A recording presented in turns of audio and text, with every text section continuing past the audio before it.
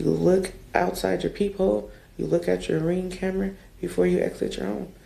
Honestly, it's like you live inside of a jail or something. Trapped in their own home, new Brittany Smith says she and her mom moved into the Landings at Morrison Apartments June 2nd. But a warm welcome is not what the new tenants received, as she says their neighbor, now identified as 19-year-old Dominic Austin, began threatening the pair less than a month later.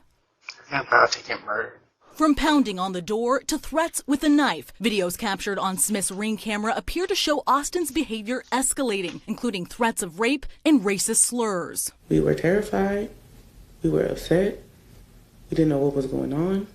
Instantly, we took the videos from the Ring camera, attached them to an email, and sent them to the Landings at the Morrison. One of the times he came down here, he had a knife in his hand. While Smith says she notified police and property management June 30th, the day after the first incident, and continued to report the threats, she says nothing was done to remove Austin from the complex for months. Part of the rental agreement says that if a tenant should threaten another tenant, the landlord can throw the offender out in 24 hours' notice. And documents obtained by Coin 6 News show Austin was only officially notified by the property on September 8th, with the eviction notice filed only 3 days ago. Between that and the multiple calls to 911, attorney Greg Kafori says both police and property management failed to protect tenants. The people who run this very large apartment complex didn't give a damn.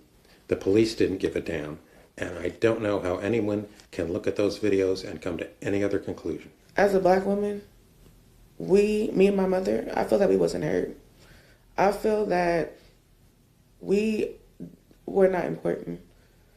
I feel that the Gresham police definitely should have done more. Court records show Austin was arrested yesterday and now faces 1 count of menacing and 10 counts of violating a stalking protective order. His arrest comes as court records show another neighbor in the building filed a temporary protective order against Austin back in August for similar threats that were also reported to police on at least 2 occasions. In that case, investigators say Austin continued to violate the order up until Tuesday, the same day he was served with Smith's protective order, who tells me she reached out to police and property management repeatedly. She feels these attacks could have been prevented. I feel that I was failed by the system, by the Landings at the Morrison.